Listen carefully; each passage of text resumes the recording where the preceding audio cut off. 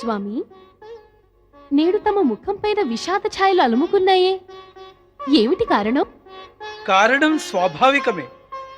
నేను దానికి ఉపాయం ఆలోచిస్తున్నాను. కారణం స్వాభావికం, కానీ ఉపాయం తట్టడం లేదా? అదెలా జరిగింది?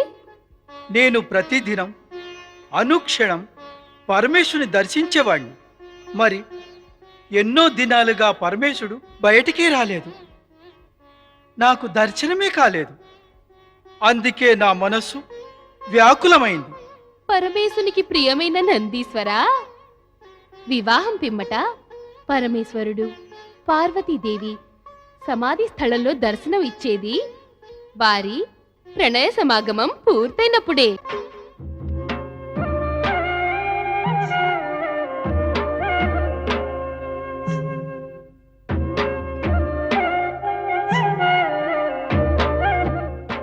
ఈ సమయంలో లోకంలోని చింతలన్నిటినీ మర్చిపోదేవి. చింతలా? ఈ సమయం కేవలం చింతనకే. మన ఈ తొలి కలయిక ఒక మహాపర్వం. నీవు కఠోర తపస్సు చేసిన తదుపరే మమ్మల్ని పొందావు. ఈ నిజం నేను ఎరిగినదే. ఇక నీ కఠోర తపస్సుకు సమాధానంగా మేము మా ప్రగాఢ ప్రేమను సమర్పిస్తాం. అదైతే తమరు ఎప్పటినుంచో చేస్తున్నారు. నేను ప్రకృతిని, తమరేమో పురుషులు. నీవు శక్తివి, నేను శివుణ్ణి. మన ఈ ప్రేమ కలయిక మహాపర్వానికి ఏ అడ్డు రాబోదు దేవి.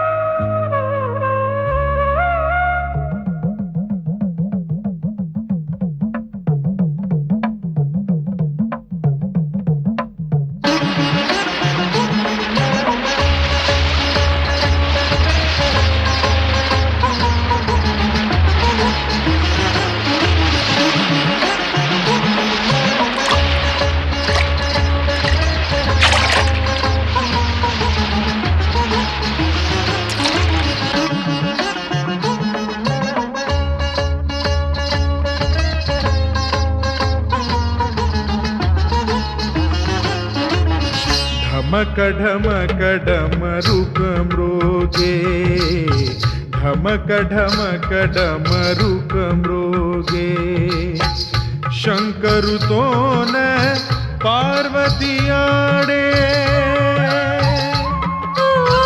शंकरुतो न पार्वतीयाडे शंकरुतो न पार्वतीयाडे ढमकढमकढमरुकमृगे ढमकढमकढमरुकमृगे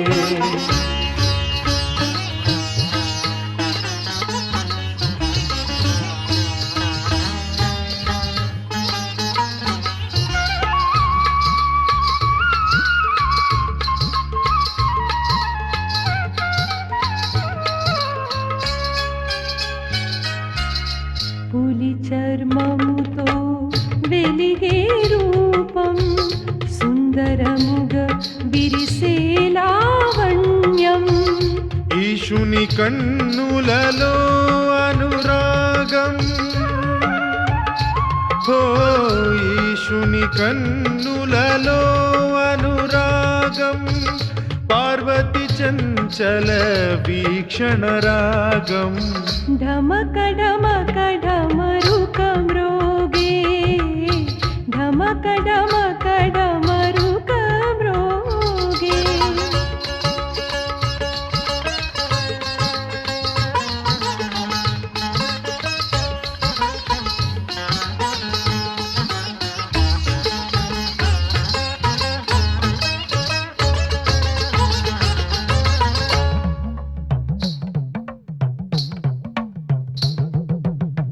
సర్పములే పరమేశుని నగలు, ఉమమెడలో ముత్యపు ధగధగలు.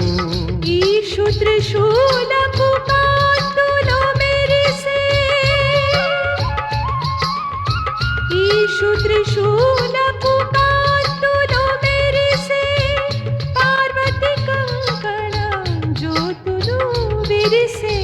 ఢమక ఢమక డమరుక మ్రోగే ఢమక ఢమక డమరుక మ్రోగే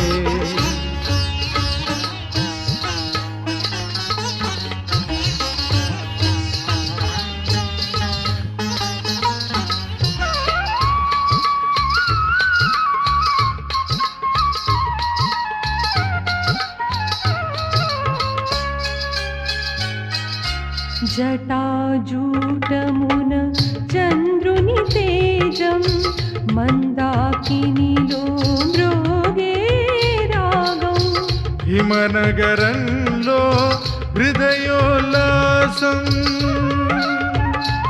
ఓ హిమనగరంలో హృదయోల్లాసం శివ పార్వతి సంగమ సల్లాపం ఢమక ఢమక ఢమరుక మ్రోగే ఢమక ఢమక ఢమరుక మ్రోగే శంకరుతోన పార్వతియాడే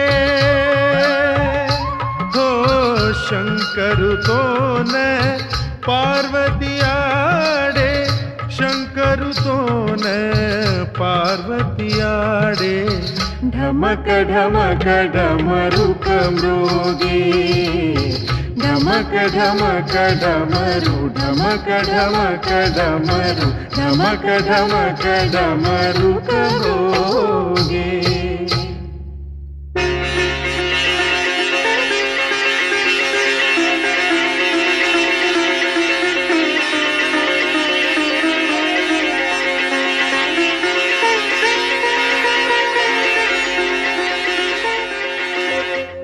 శివపార్వతుల సమాగమం తదుపరి శివ మహిమ ద్వారా వలపన్నటం ఆరంభమవటంతో తారకాసురుడు మృత్యువు చేరువుకు రాసాగాడు.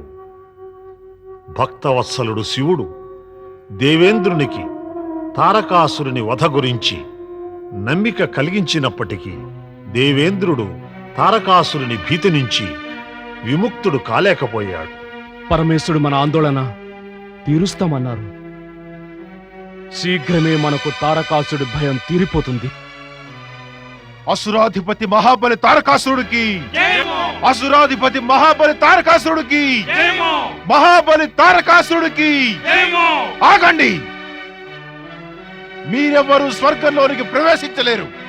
ప్రవేశించలేమా? స్వర్గంలో మమ్ము ప్రవేశించనివ్వకపోవడానికి కారణం? స్వర్గలోకం మీది కాదు, మహాబలి తారకాసురుడిది. మీరంతా కూడా మహాబలి తారకాసురుడిని స్వర్గాధిపతి అని అంగీకరించేదాకా మేము మిమ్మల్ని ఎవరిని స్వర్గంలో ప్రవేశించనివ్వం.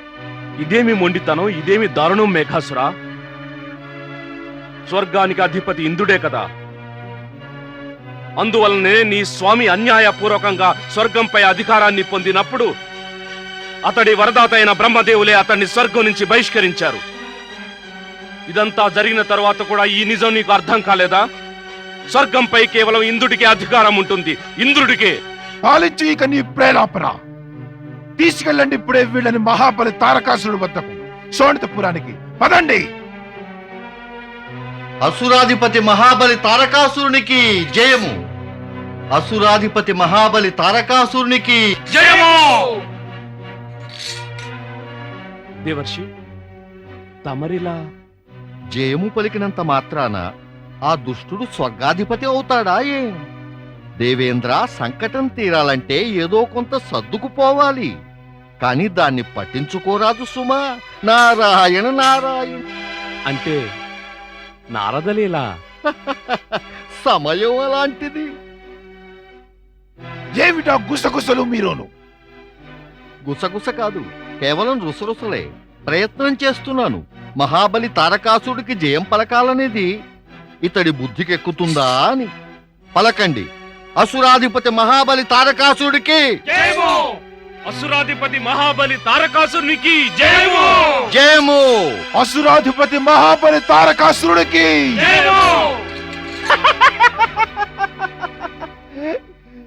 ఇంద్రుడే మహాబలి తారకాసుడికి జయం పలికి ఆయనను స్వర్గాధిపతిగా అంగీకరించాడు. ఇంద్రుడితో పాటుగా దేవతలందరూ కూడా అంగీకరించినట్లే. పరమేశుడు నాకు తారకాసుడికి నచ్చ చెప్పమని పంపించారు. అక్కడికే వెడుతున్నాను. తమరంతా కూడా జయ జయనాదాలు చేస్తూ స్వర్గానికి దారి తీయండి. నారాయణ్ నారాయణ్. అసురాధిపతి మహాబలి తారకాసురునికి జయము. వదలండి వెళ్ళని. అసురాధిపతి మహాబలి తారకాసురునికి అసురాధిపతి మహాబలి తారకాసురునికి జయము. పదండి, మహాబలి తారకాసురుడికి ఈ సమాచారం చెబుదాం. ఈ దేవతలే ఆయనకు జయం పలికారని, ఆయననే స్వర్గాధిపతిగా అంగీకరించారని. పదండి.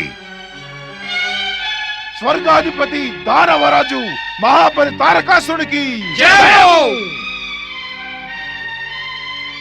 నీవు ఏమంటున్నావు మేఘాసుర? నిజంగా జరిగినదే చెప్పాను మహాబలి. దేవతలు మన శక్తి సామర్థ్యాలు చూసి భయపడ్డారు. వారింక స్వర్గంపై తమరి ఆధిపత్యాన్ని అంగీకరించారు. ఇదే తగిన సమయం. మన స్వర్గాన్ని ఆక్రమించి దానిపై ఆధిపత్యాన్ని పొందుదాం. ఆహా ఆహా మేఘాసుర ఆహా! అప్పుడప్పుడు మాకనిపిస్తుంది నీవు మాకన్నా బుద్ధిశాలివేనని. నీవు చెప్పినది వింటే మాకెంతో సంతోషం కలిగింది. దేవతలు భయభీతులయ్యారు. ఏమీ చెయ్యలేరు వారు. దాడికి సిద్ధం చెయ్యండి. నారాయణ నారాయణ. ఆ పొరపాటు ఎప్పుడూ చెయ్యకు దైత్యరాజా. నీవే గనక స్వర్గాన్ని ఆక్రమింపజూస్తే పరమేశ్వరుడు నీపై క్రోధితులైపోతారు. ఇంతకు మునుపు కూడా నీవు స్వర్గలోకంపై ఆక్రమణ చేసి భయంకర పరిణామాలను అనుభవించి ఉన్నావు. ఆ దేవతల జయ జయధ్వానాలు శాంతించు మేఘాసుర. మమ్మల్ని ఆలోచించుకొని. నారాయణ నారాయణ. మీ అందరితో కలిసి నేను ఆలోచిద్దామనే ఇక్కడికి వచ్చాను దైత్యరాజా. పరమేశ్వరుడు నన్ను ఈ పని మీదనే ఇక్కడికి పంపారు. ఆ పరమేశ్వరుని సందేశం కనుక వింటే మీరు అతి ప్రసన్నులవుతారు. సందేశమా? ఏం సందేశం? త్వరగా చెప్పునారదా. నేనిక్కడికి పరమేశ్వరుని పక్షాన శాంతియుత సందేశం తీసుకొచ్చాను. మీరు గనక దేవతలు ఋషులపై అత్యాచారాలు మానివేస్తే ఆ శివుని కృప మీపై ఉండగలదు. ఇక దేవతలకు మీ దుండగం తొలగిపోయినట్టయితే మీపైన శివపుత్రుని ప్రమాదం తొలగిపోయినట్టే. వివాదాలకు మూలం దుండగాలన్నమాట. నిజం అదే కదా దైత్యరాజా. దుండగాల వల్ల ఎవరికీ ఏం లాభం ఉండదు, ఎవరికీ హితము కూడా కలగదు. కలగలేదు నిజమే, కలగలేదు, భవిష్యత్తులో కలగబోదు కూడా దైత్యరాజా. నారాయణ నారాయణ. అది నిజమే. మరి నిజాన్ని అంగీకరించడానికి ఇక అభ్యంతరం ఏమిటి? ఆలస్యం చేస్తున్నావేం దైత్యరాజా? ఈ సత్యం జగద్విదితమే. ఎవరైతే శివుని ఆదేశానుసారం వ్యవహరిస్తారో శివుడు వారిని సదా తప్పక రక్షిస్తారు. నారదా, నువ్వు చెప్పేదంతా నిజమే సుమా. మరి నేనేమో. వద్దు మహాబలి వద్దు. తమరు నారదుడి మాటలు ఏమాత్రం నమ్మకండి. ఇతడు దేవతల మిత్రుడు, మనకేమో శత్రువు మహాబలి. ఇతడెప్పుడు మనకు మంచి కోరేవాడు కాడు. అవును మహాబలి. స్వయంగా ఆ దేవతలే తమని స్వర్గలోకాధిపతిగా అంగీకరించాక ఇక ఆలోచన ఎందుకు, సందేశాలెందుకు? మేఘాసురుడు ఎంతో బాగా చెప్పారు స్వామి. స్వర్గంపై వెంటనే ఆక్రమణ చేసి మనం దాన్ని ఆక్రమించాలి. నారదుడి మాటలు నమ్మకండి మహాబలి. వీడు మోసగాడు, నాటకాలాడుతుంటాడు. నారాయణ నారాయణ. పాపుల మధ్య సౌజన్యమే మహాపాపం. పద నారదా పద. నారాయణ నారాయణ నారాయణ. తమరు ఆజ్ఞాపిస్తే స్వర్గాన్ని ఆక్రమించడానికి సిద్ధమవుతాం మహాబలి. అవశ్యం. స్వర్గాన్ని ఆక్రమించండి. తారకాసురుడు స్వర్గంపై ఆక్రమణ చేస్తాడా? అశుభ సమాచారం దేవేంద్ర. మనం ఏ హాని చేశాం దుష్ట తారకాసురుడికి? దేవేంద్ర, అసురులు మంచి చెడ్డలు ఏం ఆలోచిస్తారు? కానీ బ్రహ్మదేవులైతే వాణ్ణి శాశ్వతంగా స్వర్గం నుంచి బహిష్కరించారు. మరి అతడు ఇంతటి సాహసం ఎలా చేశాడు? స్వర్గంపై ఆక్రమణ చేద్దామని ఎలా అనుకున్నాడు? సాహసం కాదు, దుస్సాహసం. కానీ ఇప్పుడు ఏమవుతుంది? ఏమవుతుంది? ఎలా అవుతుంది? ఈ మాటలు మీకు విశ్వాసము శక్తి లేవని సూచిస్తున్నాయి అగ్నిదేవ. ఆత్మబలం లేకపోతే మనసును వికలం చేస్తుంది. పురుషార్థాన్ని వృత్తిగా పాటించేవారు ప్రతికూల పరిస్థితులకు వెరువరు. పైగా వాటిని కాళ్ళ క్రింద అణగద్రొక్కి కర్మానుసారం ముందుకు సాగుతారు. గురువర్య, పరిస్థితి ప్రతికూలమే కాక జటిలం కూడా. తారకాసురుడు స్వర్గాన్ని ఆక్రమించబోతున్నాడు. గురుదేవా, ఇంక మనం బ్రహ్మదేవుల వద్దకు వెళ్లాల్సిందే. దేవేంద్ర, తమకు తాము సహాయపడే వారికే విధాత ఎల్లప్పుడూ సహాయం చేస్తూ ఉంటారు. అంటే అర్థం స్పష్టమే మరి. సదా భయంతో గజగజలాడుతూ దేవతలు తమ తమ శక్తులను తారకాసురుని మీద ప్రయోగించలేదు. దేవతల భయంతో తారకాసురుడు ఎంతగానో శక్తివంతుడైపోయాడు. ఎప్పుడు దుష్టుల భయం వల్ల భయభీతులైన సజ్జనులు దుష్టులను మరింత దుష్టులుగా, అత్యాచారులుగా చేస్తారు. ఇదే నిజం గురువర్య, నిజం ఇదే. భయంతో ఆక్రోశించవలసిన కారణం ఏమీ లేదు దేవేంద్ర. వరాలన్నీ తారకాసురుడు తన తపోబలం వల్లనే పొందాడు. బ్రహ్మదేవులు అతి ప్రసన్నులై అతడి సాత్విక భావన, సద్భావనను చూసి ఇవ్వలేదు సుమా. ఇచ్చారో పుచ్చుకున్నాడో ఏమైనా గురుదేవా, తారకాసురుడు బ్రహ్మదేవుల వరాలు పొందాడు. కాని మీ అందరికీ వారి కృప లభించింది. తారకాసురునికి ఇచ్చిన కృపారహిత వరాల రహస్యం ఏదో బయటపడింది. బ్రహ్మదేవులు తారకుణ్ణి స్వర్గం నుంచి పారదోలినప్పుడు అలా చేసి ఆయన స్పష్టం చేశారు. ఆయన మీతోనే ఉన్నారని, మీ పక్షానే ఉన్నారని. తమ ఆశీర్వచనాలు మీ అందరికీన నేను. ఈ పరిస్థితిలో మీరందరూ కూడా మీ శక్తులను ప్రదర్శించి తారకాసురుణ్ణి మీరు ఎలా దండించాలంటే అతడింక స్వర్గం గురించి ఆలోచించడానికే సాహసించరాదు. అలాగే అవుతుంది గురుదేవా, మేము అలాగే చేస్తాం. అవును, మనం అలాగే చెయ్యాలి.